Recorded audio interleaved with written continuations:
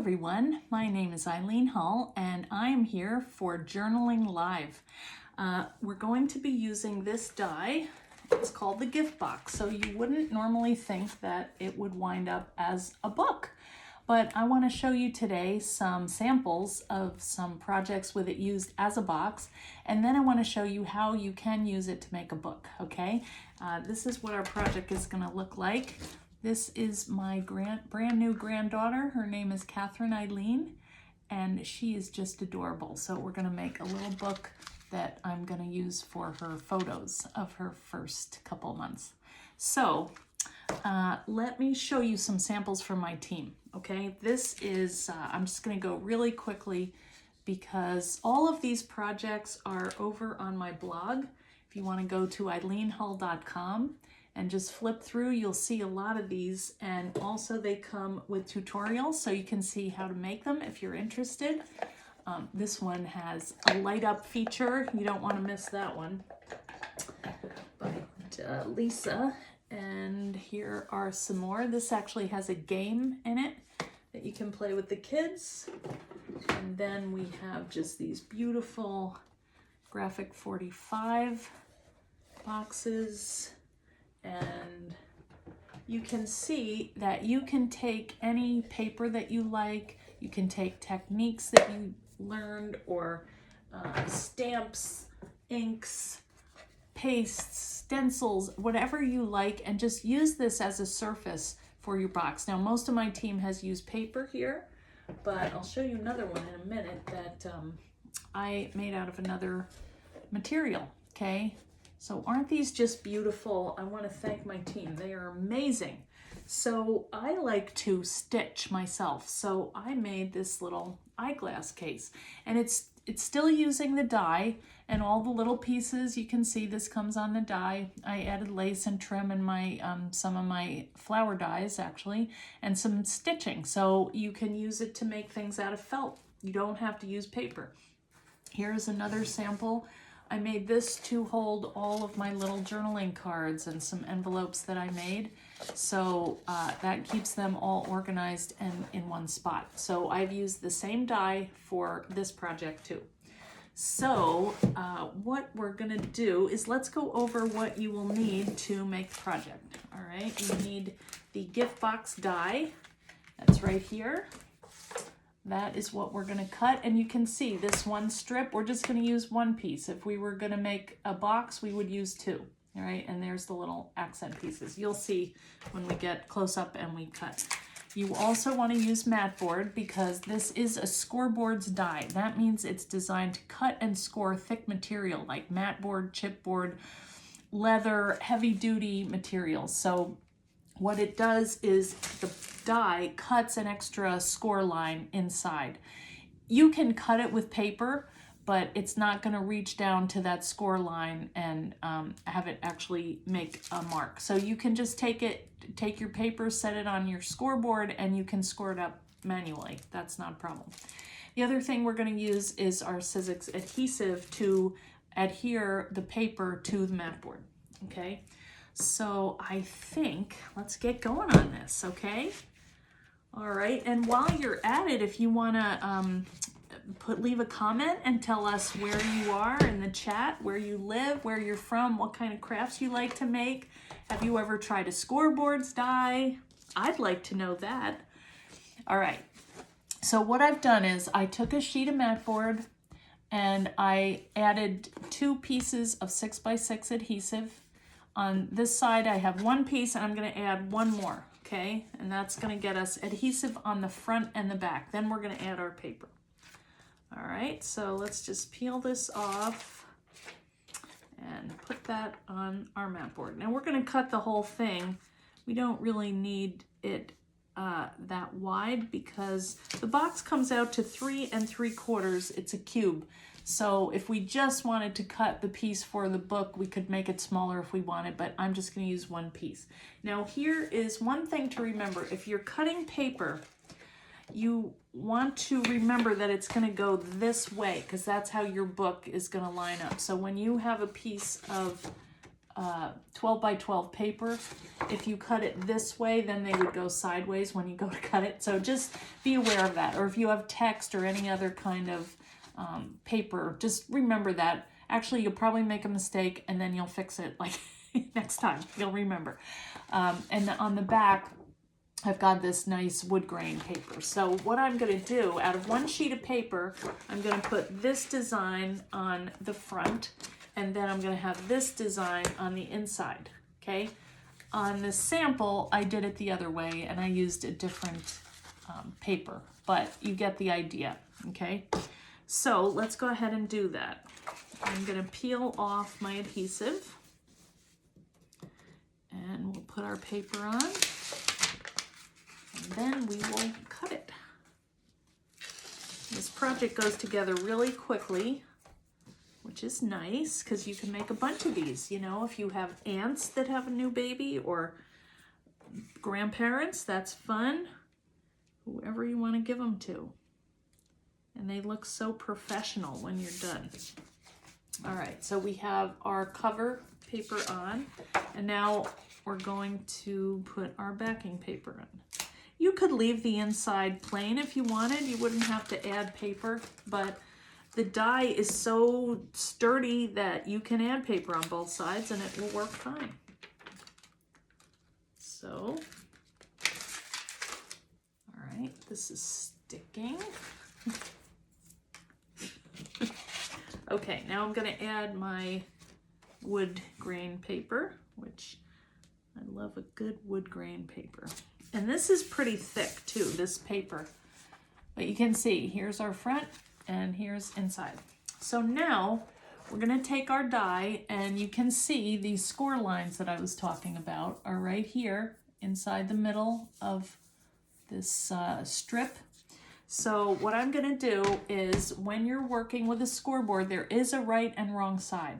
So you wanna take the right side of the die and face it down, or the paper, you want to take the right side of the paper and have it face down on your die. So I'm going to do that. I'm going to line it up here and just make sure that I am going to cover everything. Now, this is 12 by 12 and the die is 12 1/4. So you're going to have a little bit of white showing on either side. It doesn't matter in this case because we're going to chop off the 2 tabs to make a square book. So you'll see in a minute. So what I'm doing is I'm making my Sizzix sandwich. I have this extended cutting pad on the bottom. I'm putting my die, my material with the right side facing the die, and then one more cutting pad, okay? And we're gonna roll that through our Big Shot, or whatever machine you have, but I've got Big Shot here right now. It's a little tight here. So you'll hear that cracking, that's fine. It's supposed to do that. And we're just gonna roll that through. Now we are gonna alter our die a little bit today, and that is okay to do. I mean, you bought the die, make it work for you. Get as much out of it as you can. So let's just see what pieces we have here. Now it looks like we had a little bit of adhesive on the die. You don't want to do that, and actually it stuck to the piece and it pulled it off, but I'm going to trim that anyway, so it doesn't matter. So things happen when you're working, you know, just go with it and fix it as well as you can, but try not to have adhesive sticking out because it will you know, cause it to pull away from the die. All right, lesson number 1, which I didn't even know we were going to learn today. All right, so now we have our piece. This is one strip. If you were making a box, you would cut 2 of these and you will assemble them together. If you want to go over on my blog, I do have a video on how to put it together as a box, but today we're just going to use it like this. So one thing that I mentioned was I'm going to trim these 2 tabs off. So to do that, I'm going to take my craft knife, and I do have a nice Sizzix one, which I can't find right now, but I'm just going to lay this blade right in the ditch here, and it's kind of helped by the fact that that came off when we were trimming there. So I'm just gonna pull that down, and you just want light strokes until you feel it pulling away, and then you're done. Okay, so we cut one off, and now we're gonna cut this other one. Same way, just lay it in the ditch and pull down. It's better to just do a lot of light trips instead of trying to get it just the first time on the first cut, because it never works out right. Okay, so now we have our book cover, but another thing that we're gonna do is all right, let's fold it up so you can see the idea.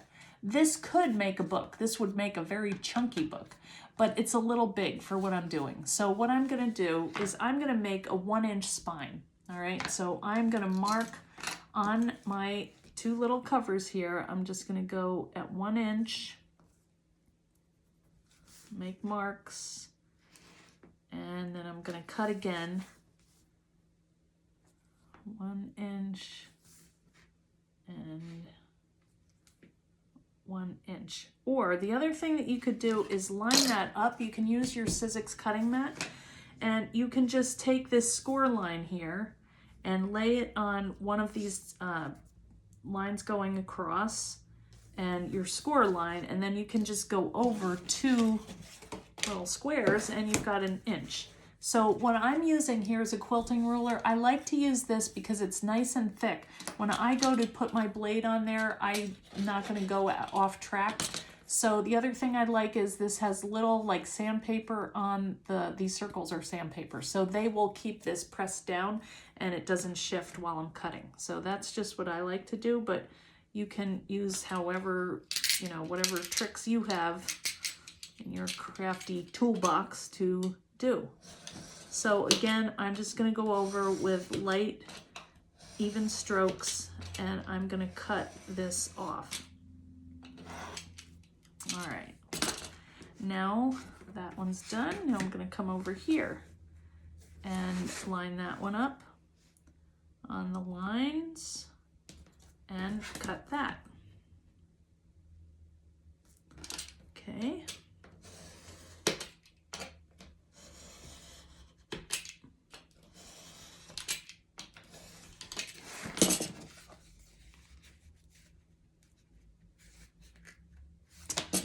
Get that one all the way.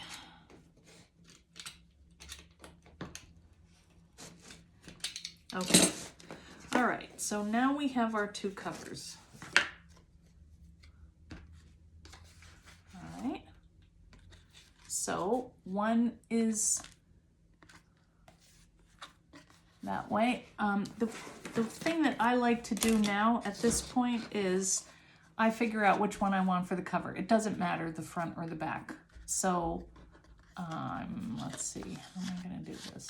I'm going to take this piece and I'm gonna cover the back, okay? And the reason that I do that is so that when I'm looking at this folds around nicely and you don't have where they join here at the back. But it doesn't matter, however you wanna do it is fine. So I'm just gonna take some strong double-sided adhesive and I'm gonna lay a line of tape down on the back piece right here. Looks confusing to me. And I'm just going to, I don't know where my scissors are, but got my knife handy. Cutting tools are the best, don't you agree? So I'm just gonna peel this off.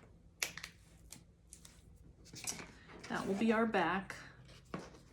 And then we're gonna take the front cover and we're gonna line it up. And I try to lay this flat on the ground so that you're meeting up at a nice 90-degree angle.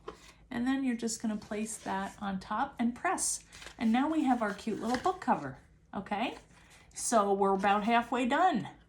So now let me show you how we are going to make our pages, okay? Now this one I have already kind of assembled and I'm gonna show you on here just so we don't have to go through the step of doing it all over again. But I am gonna use my scoring tool and I wanna show you how I do these quickly.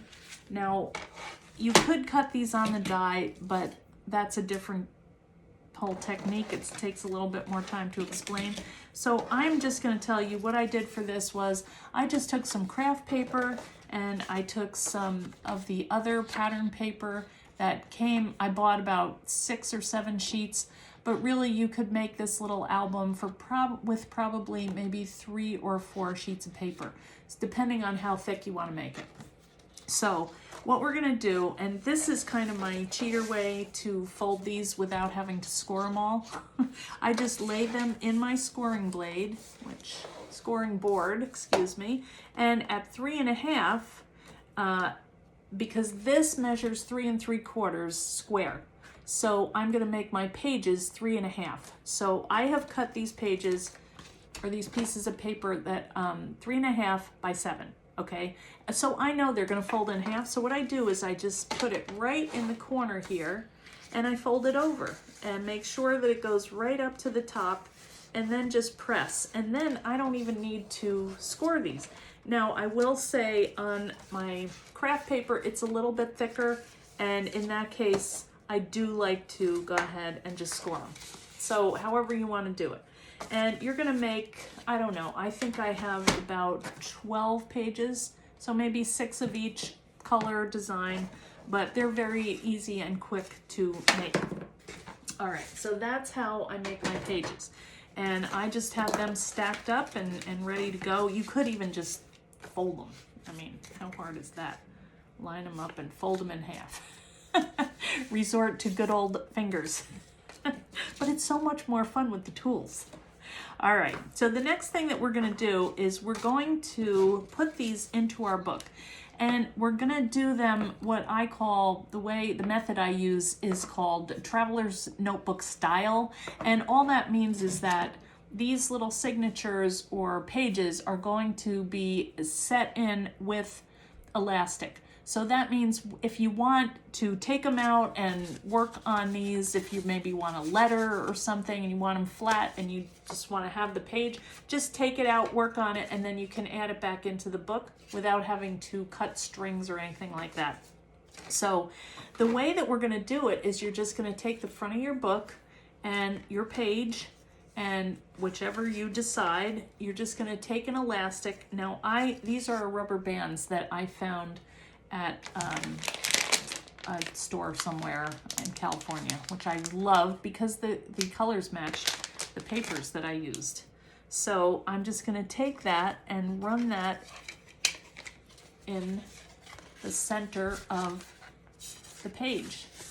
All right, and then you can line them up. The trick is to just get them in there, and then you can fiddle with them a little bit. But basically, that's all you're going to do. You could put it on the page first and then string it into the book, but sometimes this wants to cave in if this is not strong paper. So I just go ahead and do it inside the book and use the mat board as a guide to keep it steady. All right, so that's how I would put in my pages. So that's that. All right, now let's go to the other book that I've already gotten things in there. So now you have this nice little book that folds flat. You can take these out, like I said, if you want to work on them or add page little pockets or tucks or anything like that. So now the last thing that we want to do is add or just kind of make our front design. So these are some extra pieces that were cut out when I cut the die. So I saved them, and then you can use them either inside the book, you can write on them, you can add them to the front. What I would like to do is, I think I want to use this photo for the front. And I have to say, my daughter is a professional photographer and she takes just amazing baby pictures. So here is little Catherine, and I'm just going to add her photo to the front, and I might want to put a piece of paper behind it. I don't know, I kind of like how that looks. So what I would do is lay it out and then go ahead and just anchor them down. And I don't think I am going to add a closure to this book because I'm going to want to open and close it a lot because she's so cute. So if you wanted, though, on this one, I lettered her name So you could do that. You could add all kinds of embellishments or whatever it is that you like to finish off your book. But I think I'm just gonna take a little bit of glue here and I'm gonna add that to the back of my little flap thing here, little closure piece. And I'm gonna just add it on this side so that when I put it on here, I can tuck that photo right underneath. And I also, on this project, I added a little bit of yarn because I had some that just matched. I don't know how, but I found this. So I might want to do that. This is not finished, it's a work in progress, but that is how simple it is to make an adorable little book.